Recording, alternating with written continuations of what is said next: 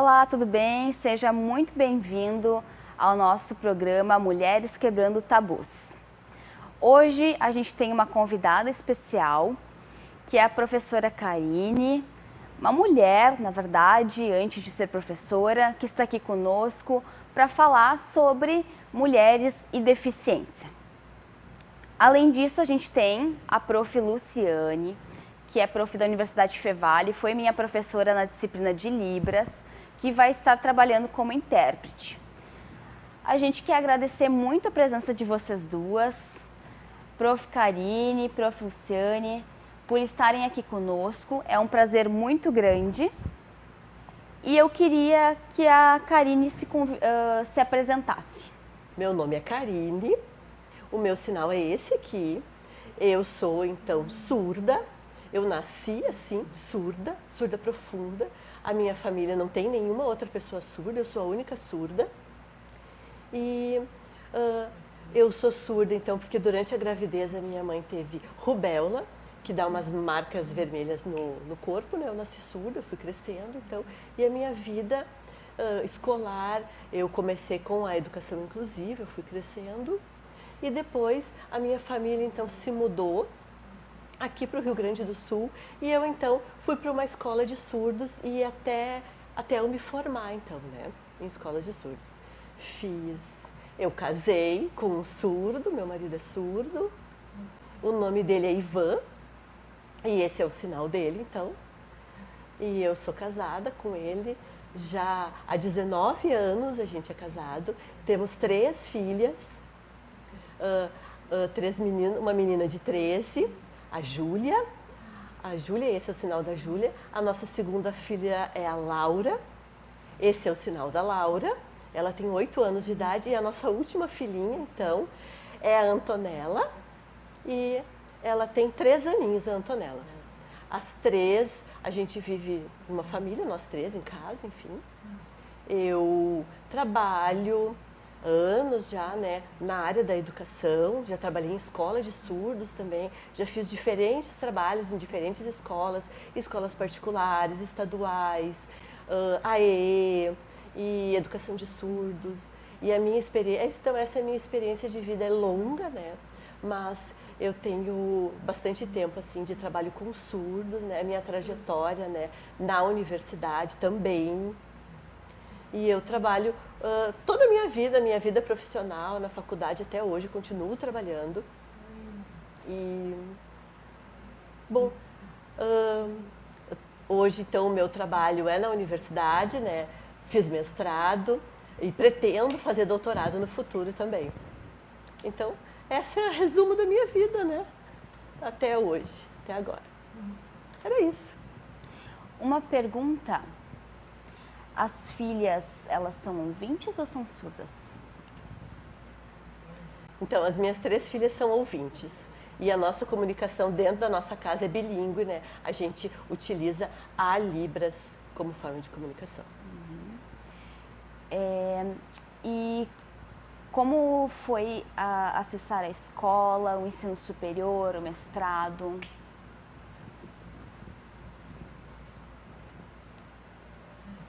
Bem, então, eu vou, né, começar assim a minha entrada na faculdade. Eu fiz pedagogia, não tinha muitos intérpretes naquela época, né, foi uma luta conseguir uma faculdade que tivesse intérprete, né, foi bem difícil, porque tinham poucos intérpretes, então eles tinham pouco tempo, né, que me acompanharam então até a formatura.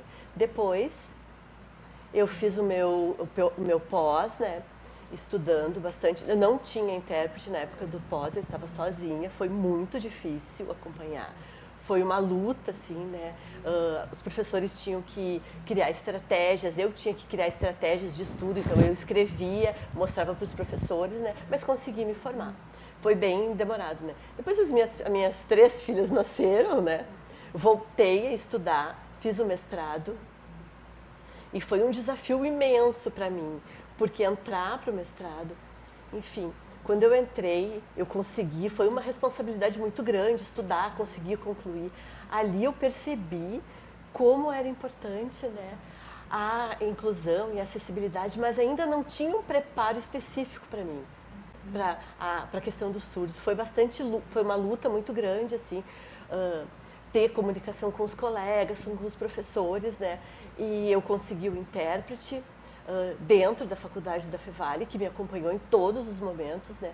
Mas em alguns momentos os professores não conseguiam entender exatamente essa questão do surdo, esse jeito meu diferente de ser, né? Principalmente na questão do português como segunda língua. Foi uma luta, assim, foi bastante sofrida, assim, eu tinha que ler muito, né? Mas os professores também me apoiavam muito, me apoiaram bastante, né? E no final, então, foi uma superação, eu consegui fazer a minha defesa e amei todo esse processo, né? E os professores, então, me davam muita dica e me incentivam, né? Para que eu faça o doutorado, né? Para que eu continue, mas dá aquele medo de fazer o doutorado, porque minhas filhas ainda são pequenas, né? Eu preciso esperar elas crescerem um pouquinho para entrar no doutorado. E a pesquisa dela foi sobre educação para surdos? Bom, a minha pesquisa, a temática dela foi na área da educação de surdos, a importância dos professores surdos na construção da identidade do surdo, né? Qual é a formação dos professores surdos para atuarem dentro das escolas de surdos, para essa questão assim do surdo criança ter em quem se espelhar, em ter modelos surdos, né? Porque são poucos os professores surdos formados, né?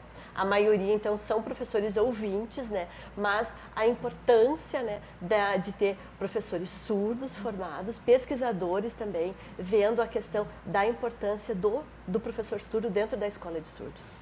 E a gente chega num termo importante que é a representatividade. Como que tu vê a representatividade hoje, dos tempos, dos tempos anteriores para até hoje? Tem mudado? O que a gente precisa avançar? Bom, é o que eu percebo, né? Bem antigamente, então até hoje, Bom, na minha vida, né? O que eu percebo? A minha identidade, quando eu era pequena, eu percebia, eu não sabia quem era eu. Eu não sabia quem era eu. Homem, mulher, para mim eu não sabia o que era a minha identidade. Surda, ouvinte, eu não sabia nada. Para mim era tudo... Já eu comecei a perceber diferente, né? Começo a perceber diferente, que as pessoas estão vendo diferente, me percebem diferente. Eu encontro pessoas com idade de 13, 14, que são diferentes de antigamente, né? Porque na escola elas encontram outras pessoas iguais a ela, outras pessoas surdas, então elas têm uma construção de identidade. Olha só, tu és surda. Quando elas me veem, elas perguntam, tu és surda? Eu digo, sim, eu sou surda. Ok. E eu, mulher, quebrei muitos tabus, né? Porque eu percebo, pô, tu é mulher. E até hoje eu encontro ainda pessoas que não sabem, né, dessa diferença, né, de mulher surda, com deficiência. Então mudou muito. Eu comecei a pesquisar, né, que eu perdi tempo antigamente, eu não sabia. Eu estava pesquisando muito, né, para construir a minha identidade, para me fortalecer. E agora eu percebo que o principal, assim, é a família. É essa dificuldade de entendimento, de união. Igual, por exemplo, a família, quando ela encontra uma pessoa surda, nasce uma pessoa surda, ela precisa fazer o luto e ela acaba se distanciando. E isso fica muito difícil para a pessoa, né? Porque a família acaba sofrendo influência médica e alguns mandam para a escola inclusiva, orientam que use aparelho, que faça fono, e a família acaba seguindo a orientação do médico, né? E eu percebo que isso acaba sendo errado. Eu, por exemplo, tive que lutar, né, para me unir com a minha família. Foi muito difícil durante anos a família me aceitar Eu, como surda, minha identidade de surda, minha língua de sinais, sinalizadora, que é o que facilitou toda a minha vida, né? Então, não tinha, agora eu não tenho problemas mais com a minha família, mas a sociedade precisa perceber o quanto é importante e o quanto que a comunicação fica truncada quando não existe a língua de sinais, né? Porque daí, para me comunicar, eu preciso escrever num papel e ir mostrando, e isso é muito demorado, né? É complicado, né? Então, eu percebo muito que as pessoas ainda precisam se acostumar, né? A não se distanciar das pessoas surdas. Porque tu acaba, no Brasil existe leis para isso, né? A lei da Libras ela é de 2002 que oficializa. Isso já mudou muita coisa para melhor, né? Para termos mais acessibilidade comunicacional, termos mais cursos de Libras, mais intérpretes, né? Para que os surdos tenham mais acessibilidade. Eu percebo que já melhorou um pouco. Até na TV a gente já vê legendas, né? Já vê janela de Libras, isso melhorou bastante, né? Isso é muito bom, porque para o surdo a visualidade é muito importante para a comunicação, né? Eu me sinto mais confortável nessa situação agora, né? Então, já temos mudanças. E hoje, eu percebo que está mudando para muito melhor, né? A questão, e com a questão do social, da televisão, dos computadores, da legislação, da comunicação, as pessoas estão tendo mais acessibilidade. As pessoas estão se adaptando mais, né? Existe uma tentativa de acessibilidade e eu vejo muito mais visibilidade na questão da Libras, da língua de sinais.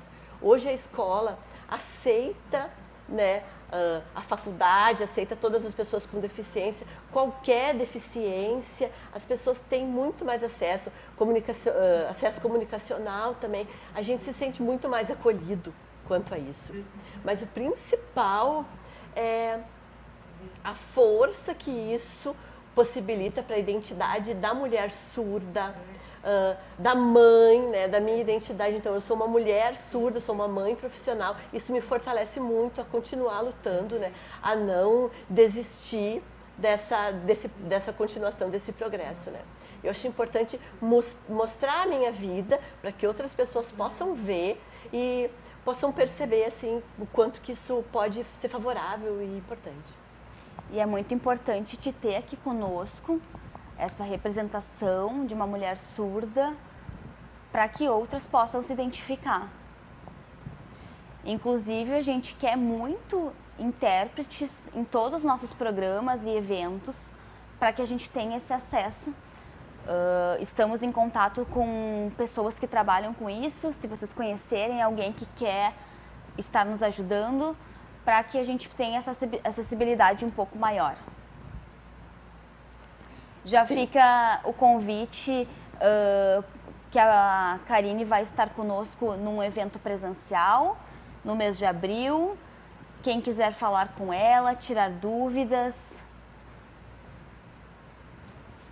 E eu queria que a Karine falasse como foi a inserção no mercado de trabalho. Bom, eu tenho diferentes experiências de trabalho, né? De bastante tempo, né? Até hoje. E o meu jeito, então, né? Sempre foi muito confortável, né? Porque eu sempre tive professores, né, que sabiam, colegas de trabalho que sabiam Libras, tive intérpretes nas reuniões também, a gente sempre cobrava que tivesse intérprete, em palestras também, né? Em tudo, sempre, tudo que eu participei, sempre teve intérprete, o meu jeito de comunicação, então, para poder interagir com as pessoas, com colegas, com homens, com mulheres, sempre diferentes lugares, eu sempre tive essa relação de troca, né? E para mim, isso era importante, porque às vezes eu estava sozinha, eu era a única surda. Então, na minha formatura da Fevale, eu era a única, né? Então, para poder ter a troca, né? Eu percebo a possibilidade, né, de ter uma ampliação, né, de cursos, de formação de professores, né, porque poucas pessoas sabem Libras, né, para que tudo tivesse janela de Libras em restaurantes, né, porque poucas pessoas sabem Libras, né, eles sabem só o básico, e o básico já pode nos ajudar também. E em termos de acessibilidade, legendas ajudam? Bom, a legenda não é 100%, né? Porque às vezes some a legenda ou dá uma pausa, às vezes corta as palavras, né? É muito difícil entender a legendagem. A legendagem automática ela é muito difícil, né? Tu perde a vontade de acompanhar a programação por tantas falhas que existem na legendagem, né? Então eu acompanho através de jornais, revistas, né? Mas na televisão é muito pouco a acessibilidade. Entendi. E quais disciplinas tu ministra hoje na universidade? Bom, eu ensino a disciplina de Libras na universidade, em toda a universidade, né? Eu trabalho em 3 universidades, né? E nas 3 eu trabalho algumas presenciais e algumas à distância também. Ensino Libras. E como é a comunicação com as pessoas ouvintes?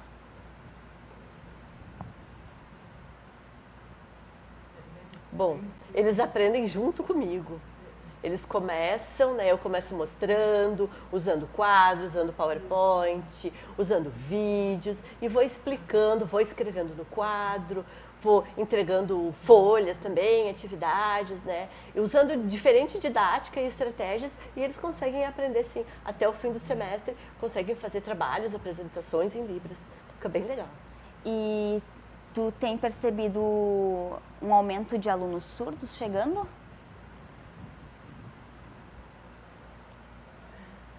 É muito triste, porque são poucos surdos que estão tendo acesso à universidade. E, por exemplo, no centro, né, na capital, existem mais surdos ingressando na universidade. Aqui no interior, de cidades menores, né, é menor a quantidade de surdos. Por exemplo, aqui no Vale dos Sinos, aqui São Leopoldo, Novo Hamburgo, Ivoti, Dois Irmãos. Tem poucos, né? Poucos que estão ingressando na universidade. E eu não sei o que acontece, o que falta, né? Não sei se falta divulgação, falta trazer esses surdos para dentro da universidade, né? Eu tenho entrado nessa luta, assim, de chamar os surdos para a universidade. Tem um que outro ingressando. E às vezes também a questão financeira, ou às vezes não tem interesse, ou tem medo, né? De que não vai ter intérprete, medo de não saber... de não conseguir acompanhar os conteúdos, falta de informação, não ter trabalho, questões financeiras, a família que também às vezes não incentiva. E Karine, você tem vontade de pesquisar o que no doutorado? Eu tenho muita vontade de fazer o doutorado. E eu quero pesquisar coisas sobre a aprendizagem das crianças surdas, crianças pequenas surdas, né? O desenvolvimento, a aceitação da língua de sinais como L1, né? É a importância das crianças surdas aprenderem com facilidade para a construção da sua identidade, né? Porque quando elas encontram outras pessoas surdas, elas podem se projetar e se ver no futuro, né? Mas agora sim, a gente percebe que elas não têm essa identificação, não sabe? Né, de encontrar uma outra pessoa surda, um adulto, para poder aprender a língua de sinais e se reconhecer nessa identidade surda e ver que elas são fortes e que elas podem conseguir avançar. Retrasado, acho, 2021, eu arbitrei a Surdo-Olimpíada. Teve em Caxias. E a dificuldade era que a Libras e a língua de sinais mundial é diferente. Como é que é essa questão? Tu já foi para fora do Brasil?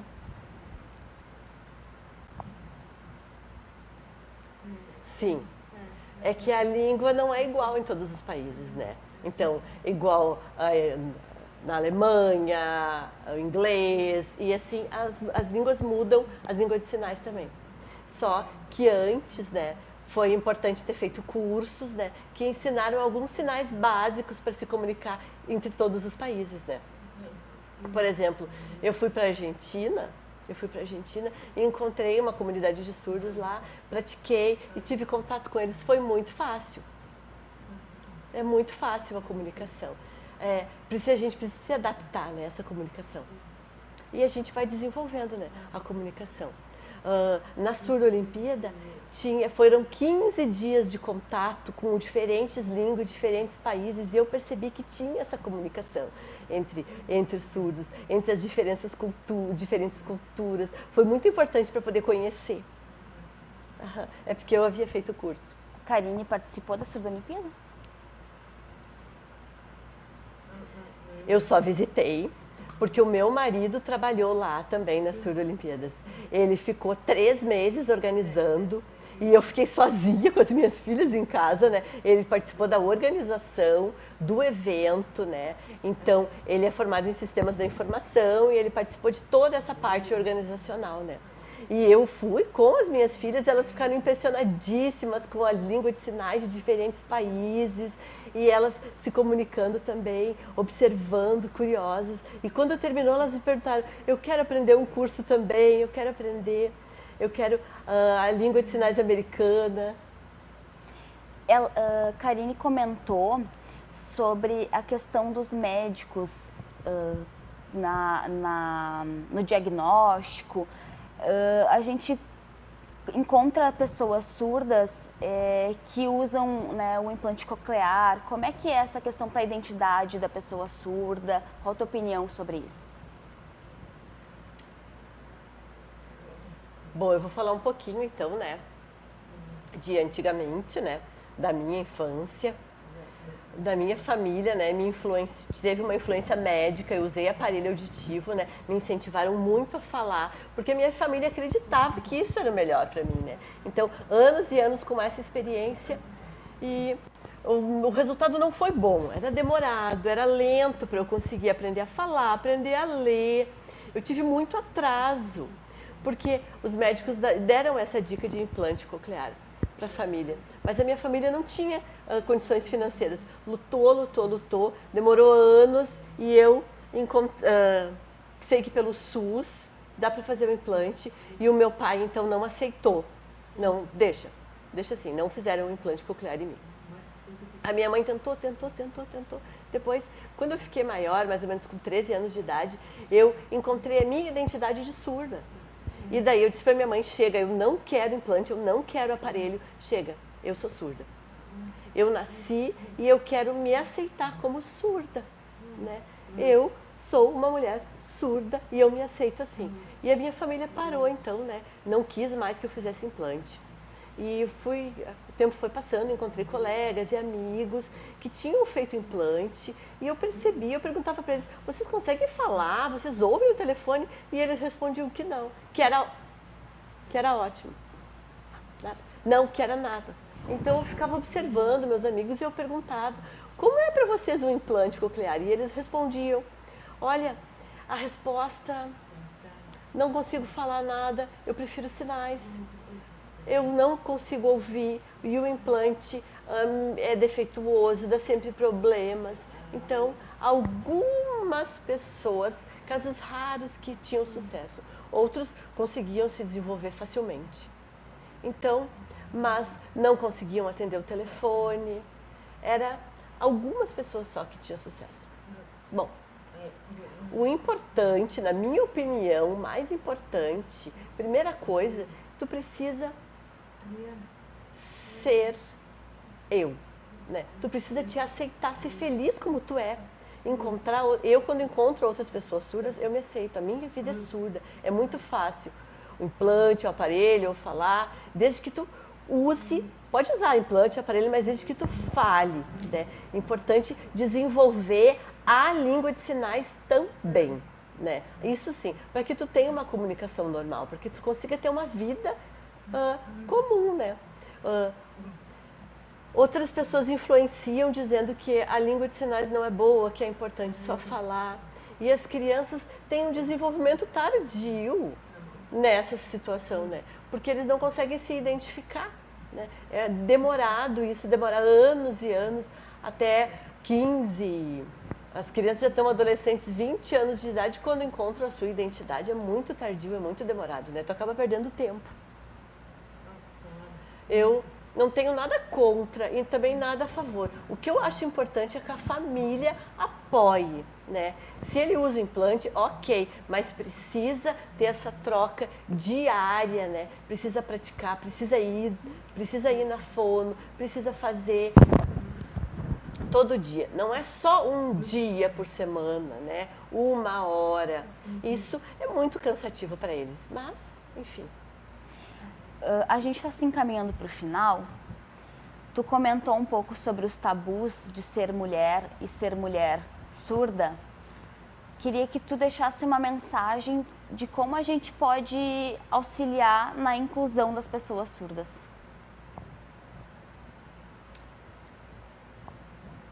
Bom, eu tive algumas quebras de tabus, né? Eu lembro que de antigamente até hoje existe muito mais informação, né, da mulher surda, com deficiência, para que todas as pessoas busquem, né, ampliar os seus horizontes, buscar informações para a sua vida, lutar e nunca parar de lutar, né, não desistir e continuar com os seus sonhos. Se tu tem um sonho, vai, segue em busca desse teu sonho. Né? E até que tu vai conseguir conquistar esse teu sonho da tua vida. Eu quero que todas as mulheres,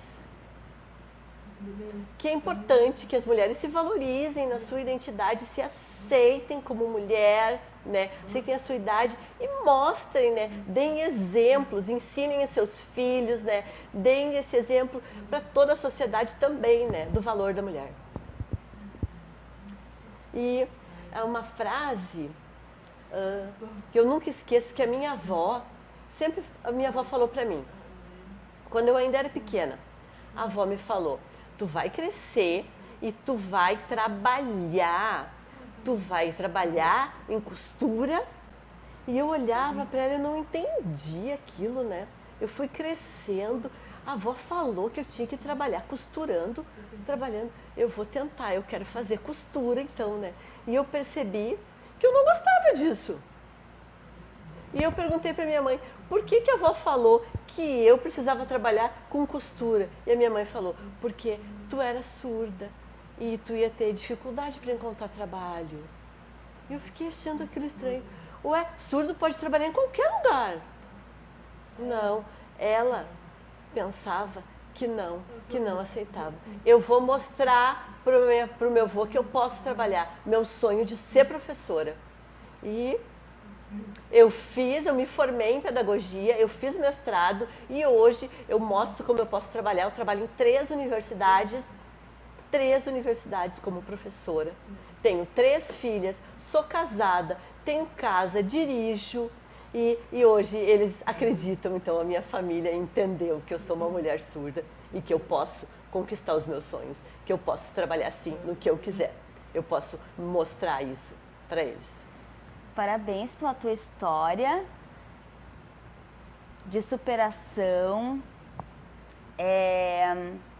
e por mostrar que lugar de mulher surda é onde ela quiser.